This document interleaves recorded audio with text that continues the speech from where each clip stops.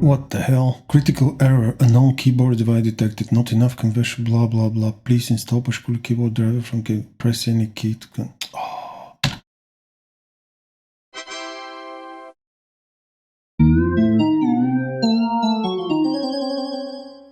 The famous virtuoso pianist and piano music composer Frédéric Chopin advised his students to avoid the temptation of beginning their practice in piano studies using only the big wide keys despite the wider front areas those keys have.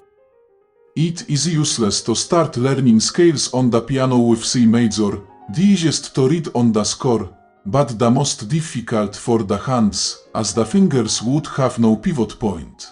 Begin with the one that places the hand at ease with the longer fingers on the black keys, such as B major for instance. Why would Chopin give us such a non-intuitive advice? Because he's talking about the finger technique involved in playing scales of consecutive notes, not about banging on the keys to make sounds. His words are indeed correct, but they address only one of two cases, namely where the thumb or pinky, if we switch the hands, is placed at the front area of a big white key. But then what about the other case, the transposition where the thumb is placed on a black key, for instance? Why a significant difference appears in the way the other fingers get positioned, and can we solve this imbalance by simply improving the design of the piano keys themselves, so such problems for the fingers will become irrelevant? Let's begin by observing a calm pulse, or naturally effortless, of the human hands, wrists and fingers. We can see that without any tension to the tendons, the natural calm pulse of the human hand and its fingers forms sort of a two-level structure where the thumb is lower, that will be level 1, than the rest of the fingers on level 2, and they tend to describe a gentle curve before pressing the piano keys where tension will be introduced. That is just a natural fact of anatomy. We also know that standard piano keys are divided in two levels, where the black keys are raised higher than the white keys, and all the keys have flat surfaces by default design along their entire lengths and widths. Thumb also holds the function of a transitional finger by a movement called passing the thumb, where it goes under the rest of the fingers for proper execution of consecutive scales and long phrases along the keys. In 1830, when he invented a lot of this, nobody else had quite figured out the physiology of the hand so well. We were taught to play with our hands in a very neat position and just pass the thumb under as necessary, and you didn't do any twisting. Good manners was keeping your hands still rather than flexible.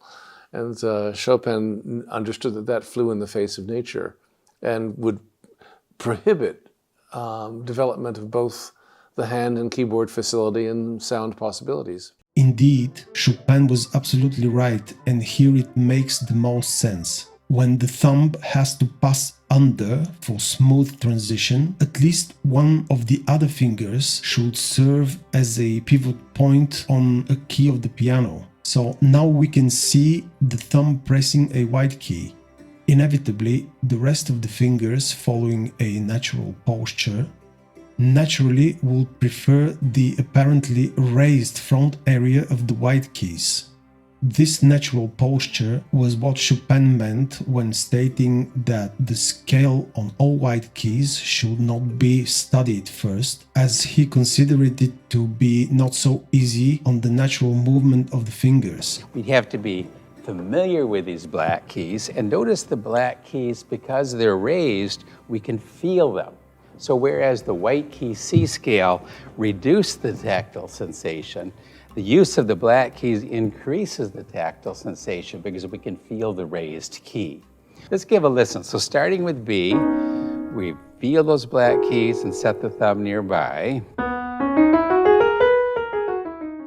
Even if we move the whole hand so the thumb is near the outer front edge of the white key, the rest of the fingers will have to wriggle between the front of the black keys and having a bit more tension on the wrist to bounce up to make room for the thumb passage. Therefore, not so great for beginners to start learning piano that way. Also, on the other hand, we can see how when a thumb presses on a white key, the black keys end up excessively higher up compared to the rest of the white keys. It is impossible to move the thumb to the poking up black key without having to jump higher up and above the said black key, but we will discuss this because it's the second scenario Chopin did not address. When the piano player starts with a much easier scale according to Chopin's instructions, the longer fingers then have a pivot point and the passage of the thumb is unobstructed and fairly flawless. All of the black key scales for the right hand, the thumb will be on C and F. So our rule, so to speak, of where that thumb goes on that first available black key is almost irrelevant. Just remember C and F. We can see that when a black key is pressed down, it arguably gets almost flush in level with the non-pressed white keys, or maybe just a couple of millimeters higher. That is the pivot point for the longer fingers Chopin was talking about, so we can pass the thumb under without having to curve the wrist up, and the thumb could fly above all white keys as closer as the player needs it to be. Contrary to that, the inconvenience for the thumb is obvious when the player needs all the fingers to press on the flat surfaces of the white keys only. Therefore, the wrist must form an arc to accommodate for the thumb passing over the pressed white keys, where they will be even lower than the now hovering thumb. Now let's move to the second scenario, which Chopin did not address, when the thumb is on a black key. All of a sudden, when the thumb is on a black key, the longer fingers on level 2 can fairly calmly, without much extra tension, reach other black keys, but the same cannot be said regarding reaching the tails of the white keys. In this case, the fingers must have to wriggle between the raised black keys and then go downwards in order to press the said tails of the white keys. This introduces unevenness and unpleasant tension imbalance between the fingers pressing black and white keys respectively, because the black keys are up in level and their surfaces are easily accessible by the fingers. The keyboard has several levels to be learned by our fingers. Therefore, the reference shape of the hand has to be kept accordingly. For example, from its high position over the black keys, the long fingers have to go through an extra distance to play the lower white keys. This is unavoidable. This is unavoidable. This is unavoidable.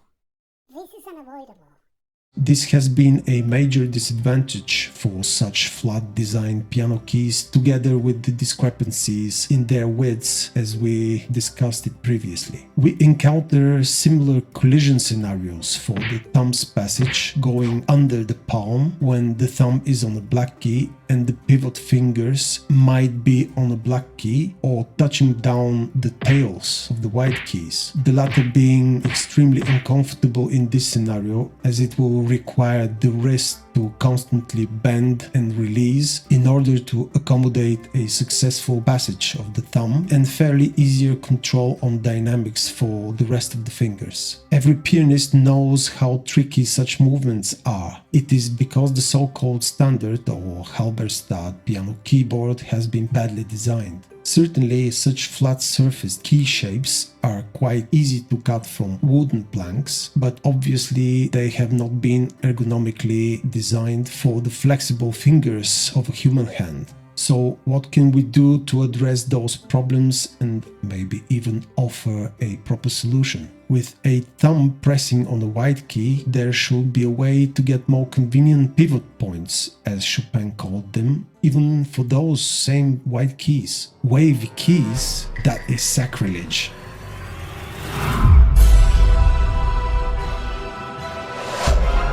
Exorcizados te, omnis immundus spiritus pasculi, omnis satanica incursio clavium curvarum, execta diabolica contra plana clavis.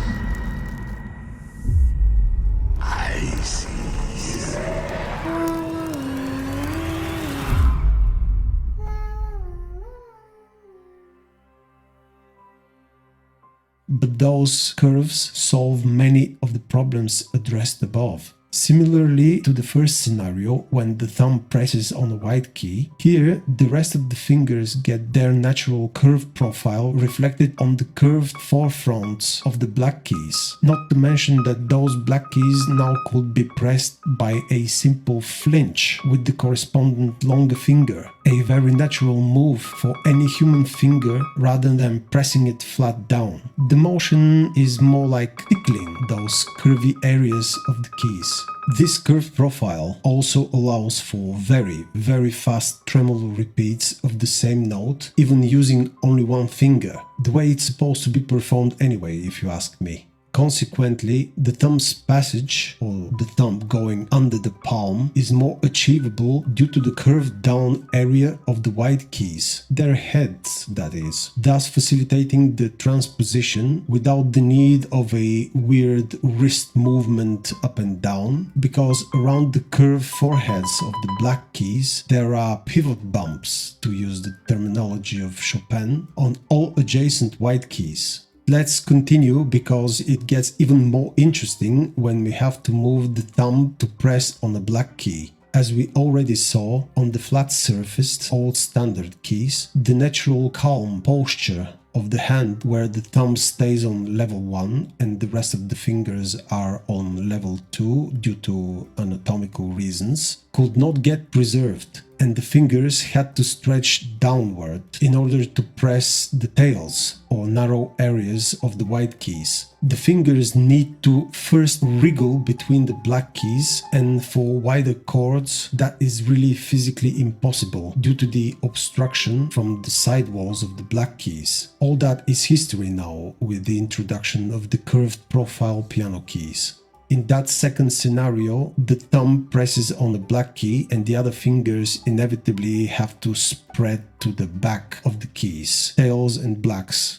The difference with the curved keys though is that now the fingers are in a more natural position, yet they have absolute freedom to choose which tail or black as well key to press, and can easily glide to whichever adjacent key regardless black or white. Even the pinky or little finger has its more natural position and due to the convex shape can press on the corresponding underlying key or slightly move to any adjacent one. Such movements are quite obstructed by the flat old standard surface for the keys. The transition move for the thumb to complete a scale or extended melodic phrase is obviously facilitated by the curved convex shape of the keys, no doubt about that. Also, the thumb could continue on either another black key, could perform a chromatic glissando, should such movement be necessary of course, or simply switch to a white key by pressing the bump around the forehead of a black key. This curvy design